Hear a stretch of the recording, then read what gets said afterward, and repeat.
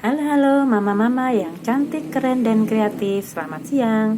Selamat berjumpa lagi di channel YouTube Mama Ocha Review Buku, channel yang wajib ditonton orang tua karena merupakan salah satu mercusual dalam memilih dan memilah buku bacaan buat Ananda tercinta.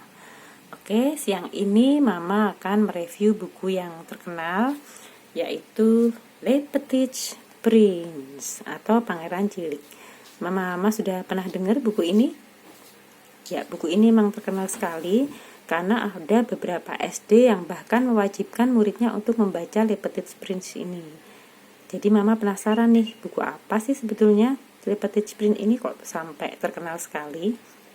Karena kabarnya Le Petit Prince ini sudah diterjemahkan dalam 300 bahasa. Nah, luar biasa sekali kan?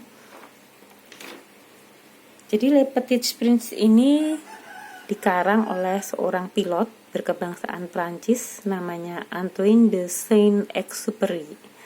Mudah-mudahan benar ya baca namanya ya. Dia diterbitkan oleh Gramedia kalau di Indonesia. Ini pengarangnya ini seorang pilot, makanya tidak heran kalau dalam buku ini pun nanti tokoh utamanya, salah satu tokoh utamanya adalah seorang pilot juga. Ya. Nah, sekarang kita lihat bentuk bukunya dulu ya.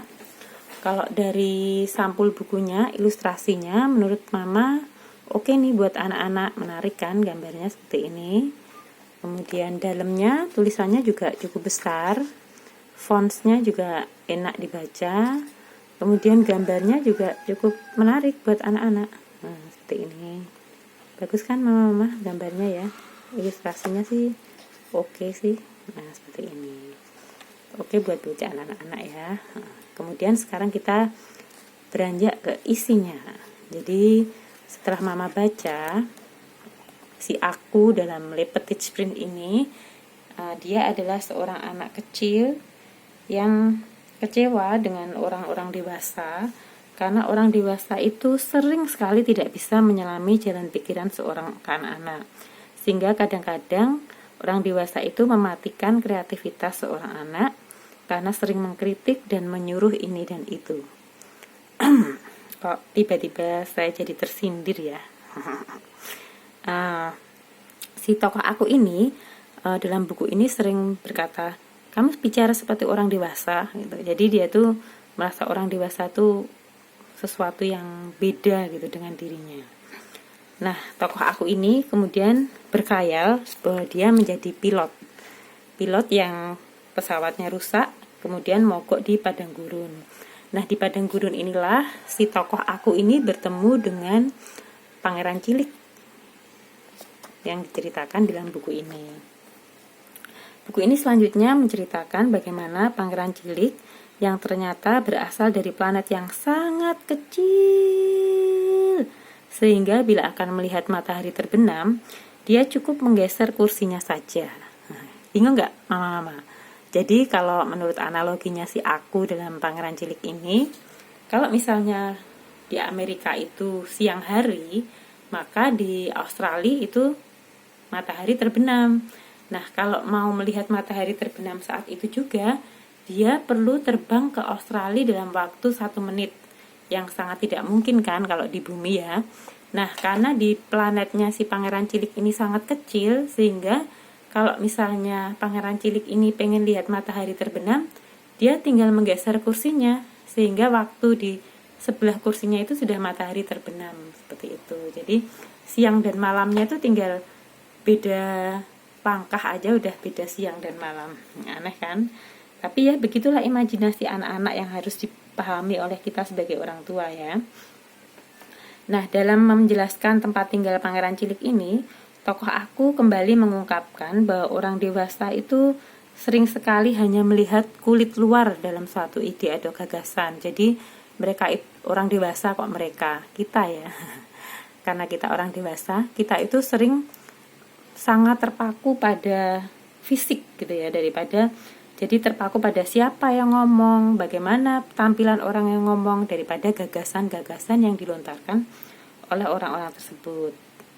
Nah, perjalanan Pangeran Cilik ke bumi ini melalui beberapa planet-planet dan bertemu pribadi-pribadi yang menggambarkan sifat-sifat manusia.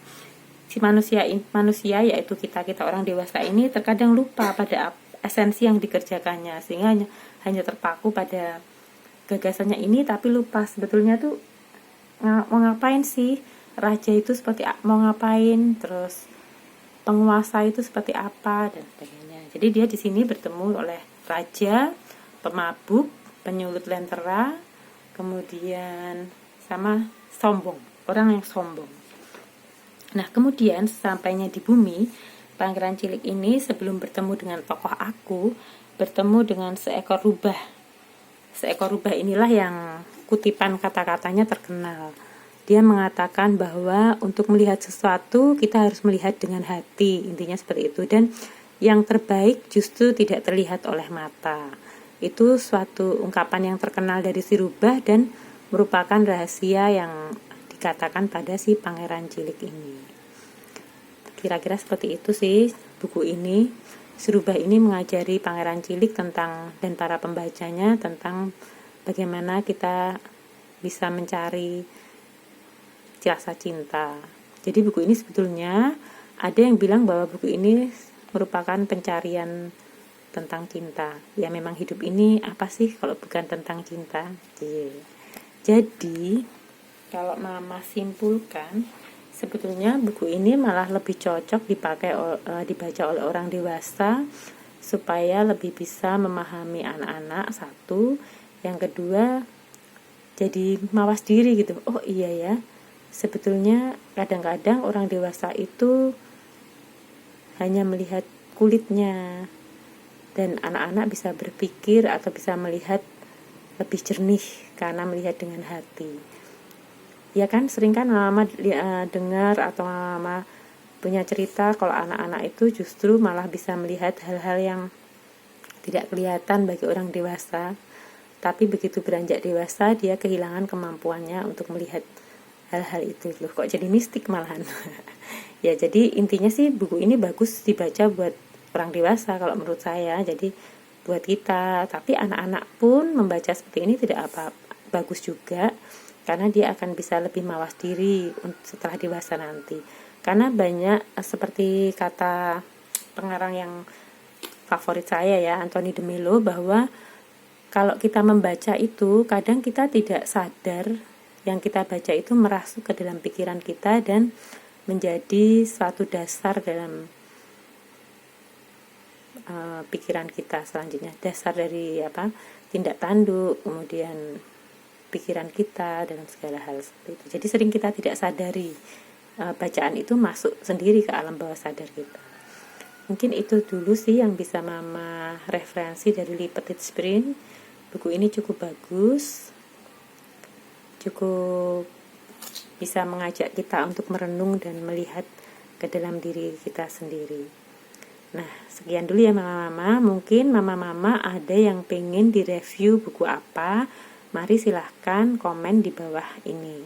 Jangan lupa buat pendatang baru, like, subscribe, and comment. Oke, sampai jumpa di review buku yang lain.